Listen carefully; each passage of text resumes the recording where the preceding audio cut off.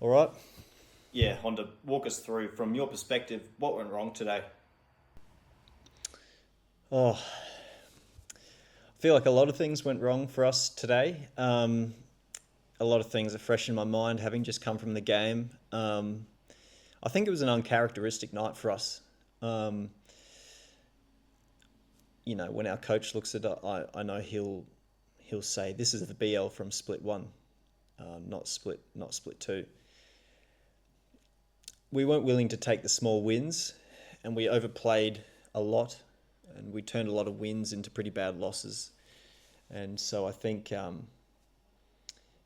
let the moment get to us, and I think we'll look at that during the week, and it'll come out um, in the review of you know why we played like that tonight. What was the preparation like this week for FF? Preparation was okay, I'd say. Um, it's probably a bit more clear now that we didn't prepare for it in the right way. Um, I think we let the moment get to us. As I said, we're really treating it as a final in hindsight. FF have a great respect for us, and they were talking a big game, and we have a lot of respect for them. And so it really felt like a final, and we prepared as if this was a do or die game, as if it was the game of our careers. And I think sitting here, I can see that that was not the right way to prepare. Is it true that you and your top laner were spotted at Harvey Norman just days before this match? Yeah, that's true. Me and Owen, we were in need of a new headset, so we thought where else to go except Harvey Norman for great customer service, competitive pricing, and a great range of electronics. But I don't think that had any bearing on tonight's result. Cat Slayer's had a great split, and again, this series showed his strength. Was there a plan to shut him down? Yeah, Cat Slayer is a really, really good player, and his team play around him really well. Um, so that wasn't a surprise to us. But yeah, whether it was the draft or the execution tonight, I'm not too sure of right now. But I think it's obvious that we didn't do enough to nullify his impact. Was the scoreline a fair reflection of the gap between the teams? Well, tonight I think so. Um,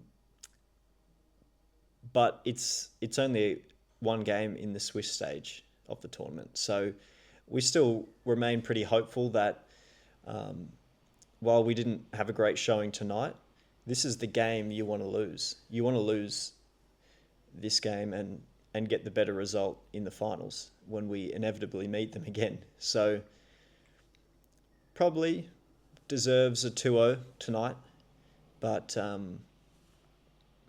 we also take a lot of positives from the game as well.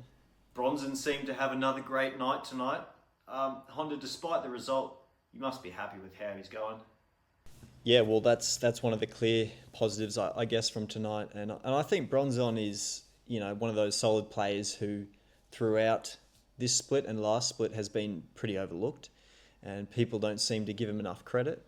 Um, but he's really finding his feet in this team, and I think it's obvious how dangerous he can be. Envious of Me is probably the best player in Oceania, maybe the best mid laner there is at the moment.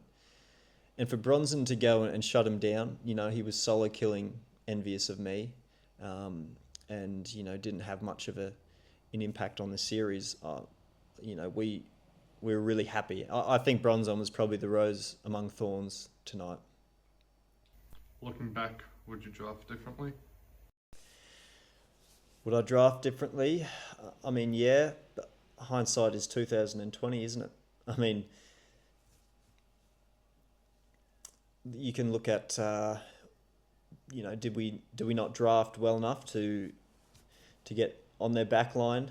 Um, yeah, it's too early. It's too early to say, and it's a bit of a hypothetical. I probably would draft differently, but we're still learning about drafts, and I think tonight was a good learning for us, and we'll take those learnings into the next time we verse them. Fans are calling for changes. What would you say to those fans? Well, I don't pay a lot of attention to those fans, to be fair. My philosophy's always been that our roster's built around 5 mates, and we're going to win or lose together. And that's not going to change now because we dropped a series during the Swiss stage. Do you believe this roster can compete with the top teams? Absolutely. I think we count FF as one of the top teams, right? And we were competitive tonight.